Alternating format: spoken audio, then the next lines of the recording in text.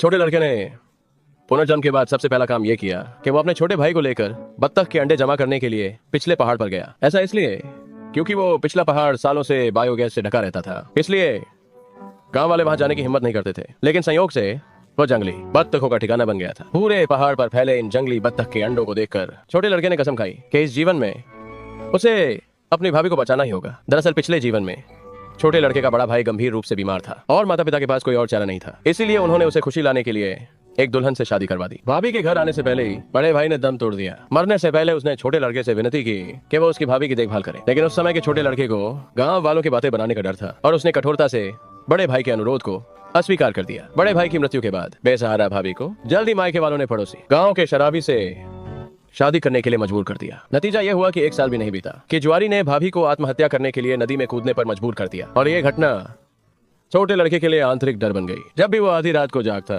तो उसे हमेशा भाभी का अधूरा सपना दिखाई देता था। अत्यधिक ग्लानि में छोटा लड़का आश्चर्यजनक रूप से 1 साल पहले वापस पुनर्जन्म लेता है। बड़े भाई की मृत्यु के दिन पिछले जीवन की कमी को पूरा करने के लिए इस जीवन में छोटे लड़के ने बिना किसी झिझके बड़े भाई के अनुरोध को स्वीकार कर लिया। आज से जब तक वो यहाँ है वो किसी को भी भाभी को धमकाने की अनुमति नहीं देगा। बड़े भाई की मृत्यु के बाद छोटे लड़के ने जल्दबाजी में उसका अंतिम संस्कार कर दिया। छोटे लड़के के आश्रय देने के लिए आभार व्यक्त करते हुए भाभी ने स्वेच्छा से उसके कपड़े धोने और खाना पकाने में मदद करने की पेशकश की। विनम्र और सुशील भाभी को देखकर छोटे लड़के ने कसम खाई कि इस जीवन में वो उसे फिर कभी निराश नहीं करेगा। तभी अचानक बाहर से भाभी के रोने की आवाज आई। छोटे लड़के ने सुना और तुरंत फावड़ा लेकर बाहर भागा। दरअसल भाभी के मायके वालों ने बड़े भाई के मरने की खबर सुनी थी और वे तुरंत भाभी पर दूसरी शादी करने का दबाव बनाने आ गए। ये देखकर छोटे लड़के ने बिना एक शब्द कहे भाभी के सामने ढाल बनकर खड़ा हो गया। फिर सीधे अपनी भाभी की माँ को सास कहकर बुलाया। सास, क्या उसने आपके बड़े भाई से शादी करके शुभ नहीं किया था?